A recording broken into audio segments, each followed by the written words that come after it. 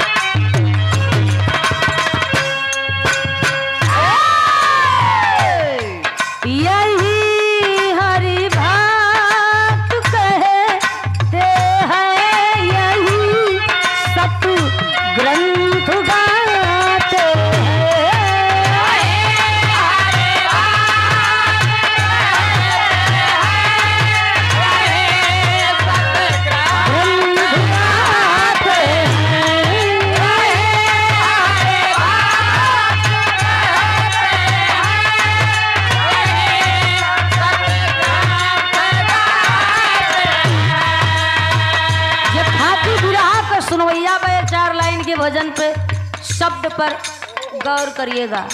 यही हरि भक्त कहते हैं और यही सत्य ग्रंथ गाते हैं। क्या गाते हैं? यही हरि भक्त कहते हैं, यही सत्य ग्रंथ गाते हैं।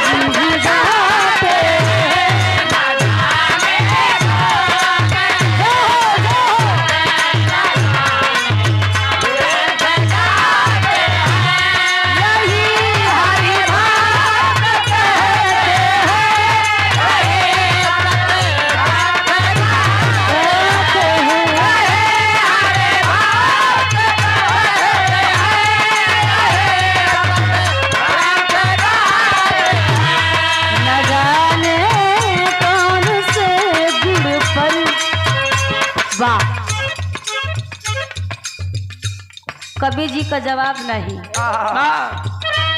उन्होंने सवाल कर दिया कि न जाने कौन से गुण पर दया निधि रीझ जाते हैं।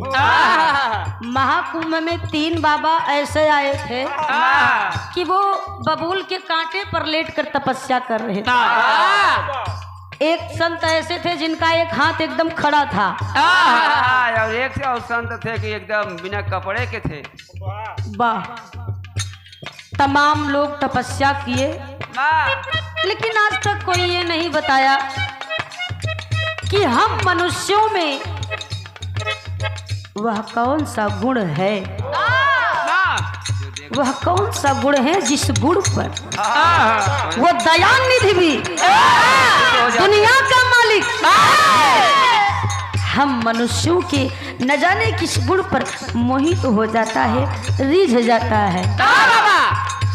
न जाने न जाने न जाने कौन से गुण पर रिझ जाते हैं।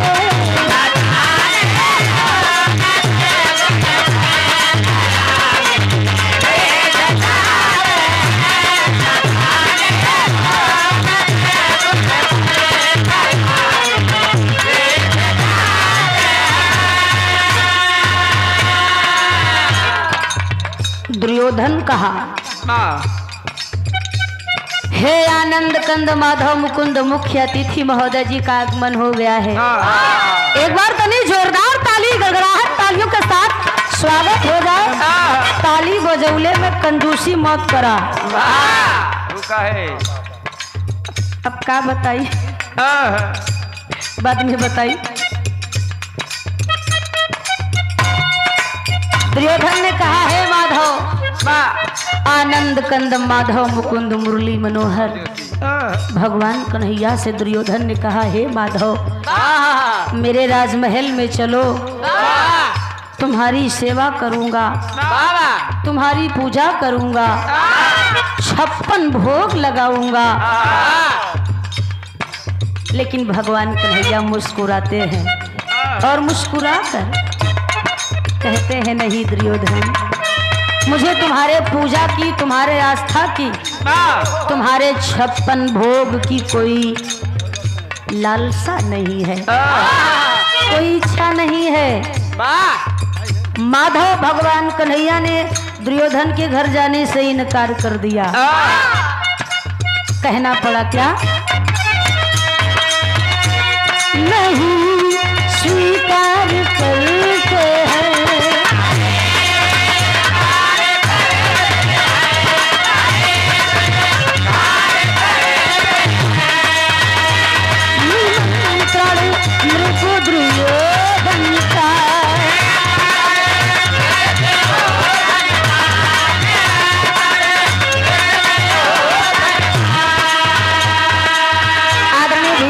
यादव जी जगदीशपुर प्रधान संघ अध्यक्ष महोदय धनुपुर से 200 रुपए का पुरस्कार, बहुत बहुत पहले की प्रणाम, स्वागत अभिनंदन बा। नहीं स्वीकार करते हैं,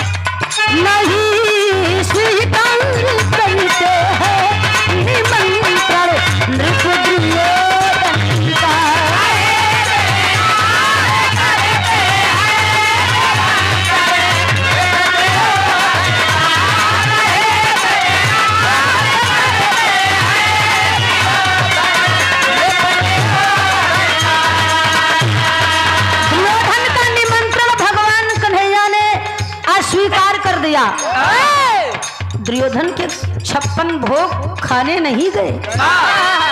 गए कहाँ?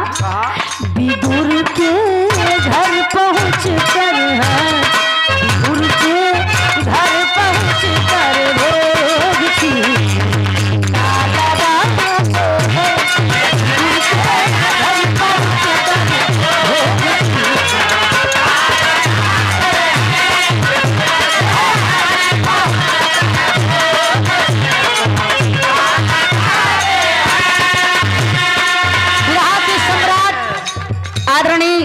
माननीय श्री विजयलाल यादव जी, आप सबके सामने जिनका आप लोगों का इंतजार था, बड़ी बेसब्री से उपस्थित हो चुके हैं। आप सभी लोगों का बहुत बहुत सम्मान है। विदुर के घर पहुँचकर, विदुर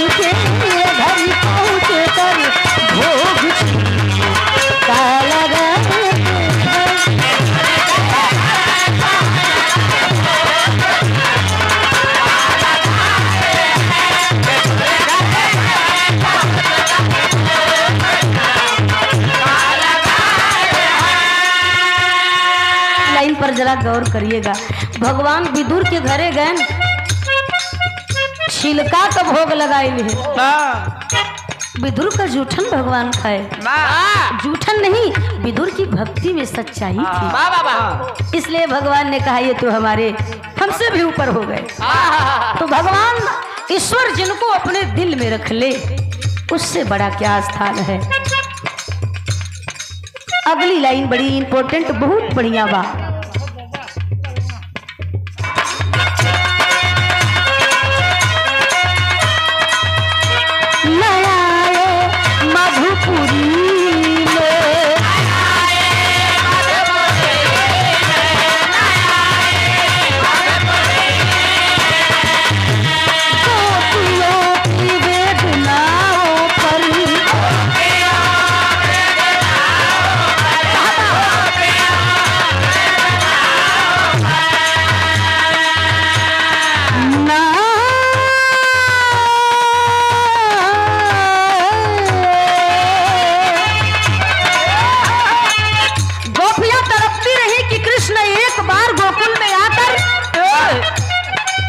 दर्शन अपना दीदार करा दे तो हम जी उठेंगे।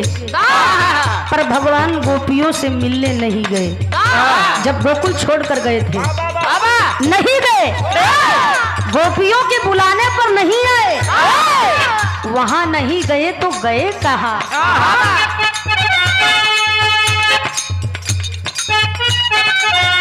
ना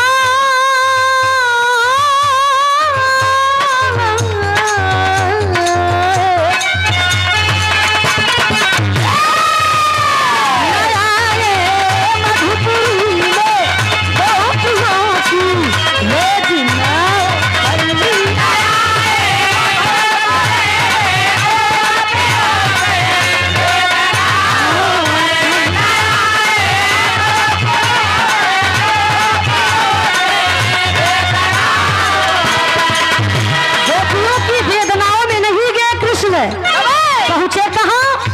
द्रौपदी की दशा कर है, द्रौपदी की दशा कर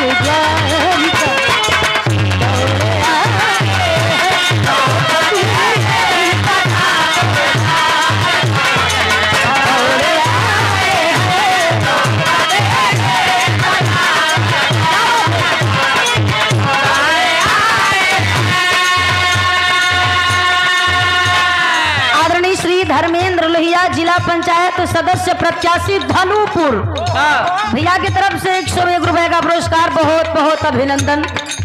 ये भैया द्रौपदी ने एक आवाज दी, हे माधव तुम्हारी बहन लुट जाएगी तभी आओगे क्या? धन्य हुआ भगवान। द्वारिका से दौड़ कर आते हैं, अदृश्य होकर द्रौपदी की मर्यादा को बचाते हैं। अगली लाइन में कहना है का?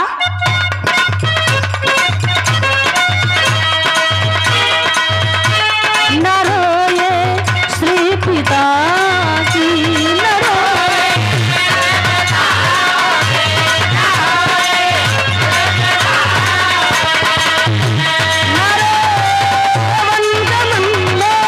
श्री पिता की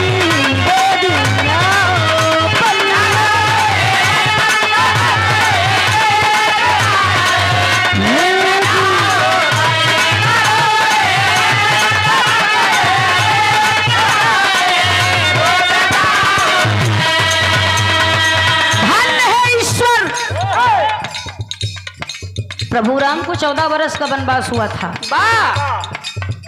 वनवास में पता चला पिताजी खत्म हो गए, पिताजी दुनिया में नहीं रहे। जो दुनिया के मालिक है उनके आंख से एक बूंद आंसू नहीं टपका। पिता के लिए आंसू ना टपका, आंसू टपका जरूर, पिता के लिए नहीं तो किसके लिए टपका? उठाकर गिद्ध को निज गोद में,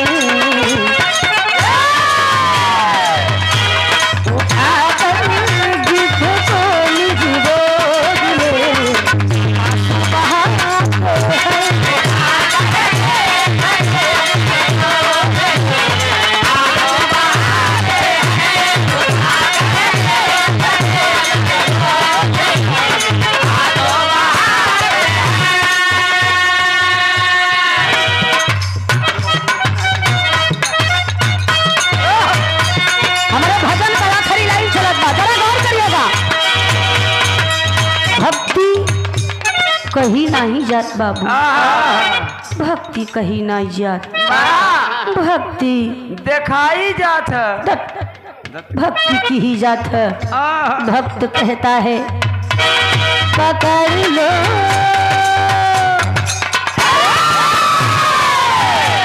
पकड़ लो हाथ बनवारी,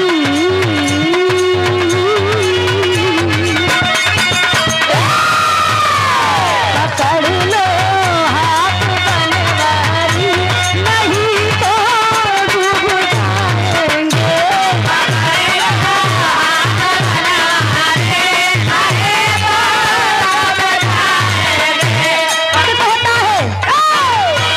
भारी हो कांप की गठरी, हमारे सिर पे ये भारी,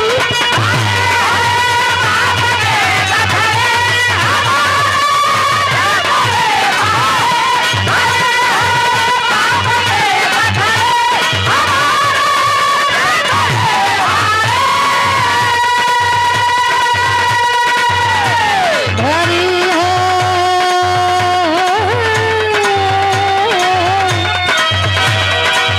पाप की गठरी, भैया आप बन जाओ,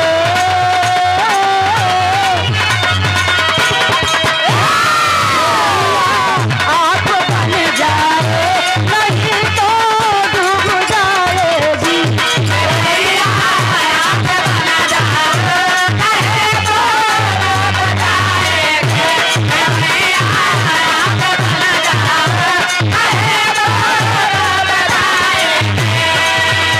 आखिरी और अंतिम लाइन में गुरु घराने का परिचय बा।